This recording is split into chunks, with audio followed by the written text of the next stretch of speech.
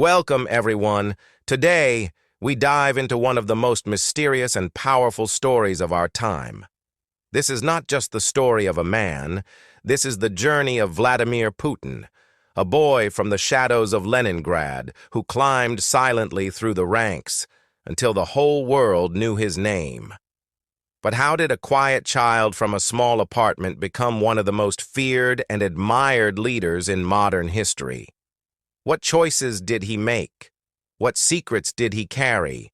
And how did his past shape the leader we see today? Vladimir Vladimirovich Putin was born on October 7, 1952, in a small, cold apartment in the city of Leningrad, now called St. Petersburg. The city was still scarred by the horrors of World War II. Millions had died. Buildings were destroyed. Food was scarce. His family lived in deep poverty. His father, Vladimir Spiridonovich Putin, had fought in the war and returned with wounds. His mother, Maria Ivanovna, worked hard in a factory. They had almost nothing, but they survived. And in the middle of that harsh world, a boy named Vladimir was born, quiet, watchful, and fierce. As a child, Putin was not big or strong. He was small, often sick, and picked on by others. But he didn't cry. He didn't complain. Instead, he fought back. He got into fights on the streets. He didn't always win, but he never backed down. Deep inside, he had something dangerous: determination. He started practicing martial arts like judo and sambo. He trained every day. He learned to control his body, his mind, and his emotions. In the dojo, he found his first lesson in power. True strength is not noise. It is silence, balance, and control. In school, Putin wasn't the top student, but he was clever and focused. While other kids dreamed of being astronauts or soccer players, he had a different dream. A secret dream. He wanted to join the KGB, the Soviet Union's most powerful and feared intelligence agency. He watched spy movies, read books about secret agents, and imagined a world of codes, missions, and loyalty. It wasn't about money or fame. It was about power. Silent, invisible power. After finishing school, he studied law at Leningrad State University. He was careful not to draw attention to himself. He stayed quiet. He watched. He waited. And then, in 1975, his dream came true. He was accepted into the KGB. Now, he was not just a man. He was a weapon. As a KGB officer, Putin was assigned to East Germany. He lived in Dresden under a false name.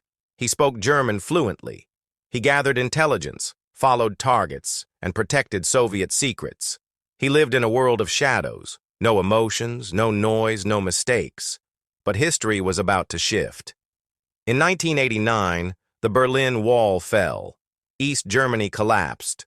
Crowds stormed KGB offices.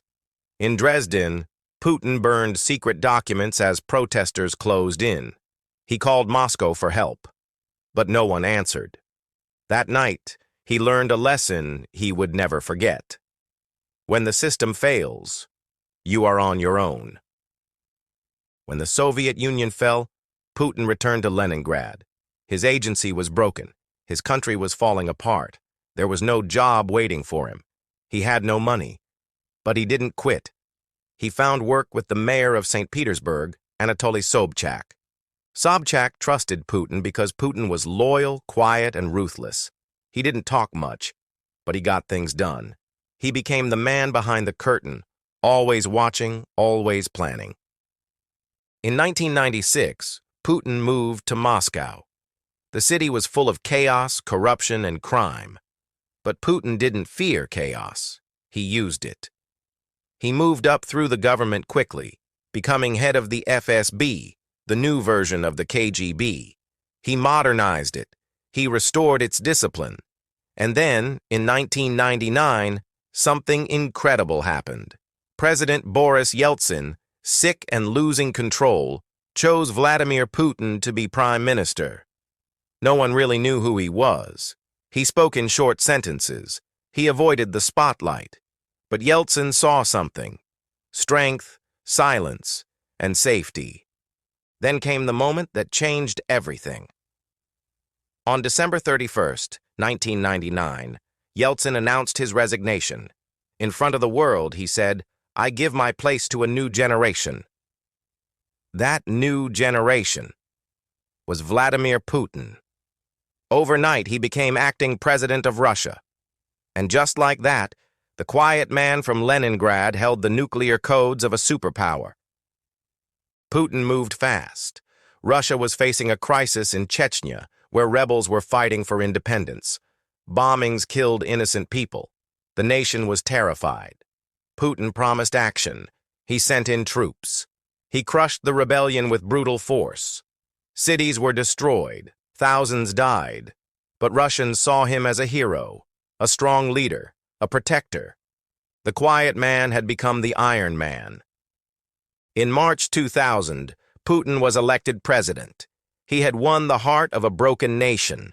Over the next few years, he worked to restore order.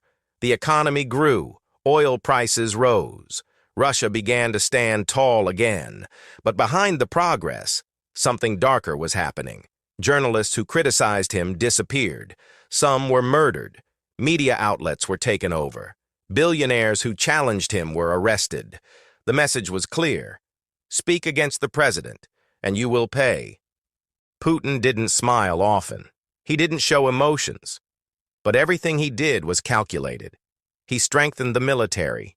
He used nationalism to unite people. He told them, "Russia is rising again." And they believed him. In 2004, he won re-election easily. But the Constitution said a president could only serve 2 terms. So in 2008, he stepped aside. But not really. He made his loyal friend, Dmitry Medvedev, the new president. Putin became prime minister. But everyone knew the real power still belonged to Vladimir Putin. In 2012, he returned as president. This time, the rules had changed. He could now serve for 6 years instead of 4. Protests erupted across the country. People shouted, "Russia without Putin!" But he didn't flinch. He knew how to survive. He had learned it on the streets, in the dojo, in Dresden, in the KGB. He was not going anywhere. Then came a turning point. In 2014, Russia invaded Crimea, a region of Ukraine. Putin said he was protecting Russian people. The West called it illegal. Sanctions were imposed. The world condemned him. But at home, his popularity soared. Russians saw him as a leader who stood up to the world. He had made Russia feared again, and fear was his weapon. But power always comes with a price. Over the years, Putin grew more isolated. Fewer people dared to challenge him. He built a world of control. Cameras, police, secret courts. Enemies vanished. Friends turned into tools. Every step was planned. Every word measured. He had become more than a man. He had become a system. In 2020, a new law passed. Putin could stay president until 2036. That would make him the longest-serving Russian leader since Joseph Stalin. Some called him a modern czar. Others called him a dictator. But one thing was clear. He had no intention of leaving. Then came the war. On February 24th, 2022, Russia launched a full invasion of Ukraine. Missiles fell. Cities were bombed. Millions fled their homes. Putin called it a special military operation. The world called it war. Nations united against him. Sanctions crushed the economy. But he didn't stop. He said Russia was defending itself from NATO, that he was protecting history. But the world saw only suffering. Inside Russia, protests were crushed. People were arrested for simply saying no to war. Independent news was shut down. Fear returned to the streets, but still he remained, like a shadow over the land, untouched, unbroken. Then, in 2023, something strange happened. A private army, the Wagner Group, led by a man named Yevgeny Prigozhin, turned against Putin. They marched toward Moscow. It looked like a coup. It looked like the end. But before they reached the capital, they stopped. The rebellion vanished. Prigozhin later died in a plane crash. The message was silent, but clear. So who is Vladimir Putin? Is he a man protecting his country, or a ruler chained to power? Is he a master strategist, or a prisoner of his past? His life is like a puzzle, full of secrets, lies, victories, and shadows. He has shaped the future of Russia. He has changed the world. And yet, the man himself remains unreadable. For English learners, this story teaches more than vocabulary. It teaches emotion. It teaches complexity. Words like authority, loyalty, rebellion, and control come alive in his story. You don't just learn English, you learn history, power, fear, and how a single man can shape the fate of millions. Thank you, my friend, for joining me on this powerful journey. If this story moved you, if it helped you understand both English and the world around you, then remember this lesson. Behind every sentence is a story, and behind every story, a truth. I'll see you again in the next story.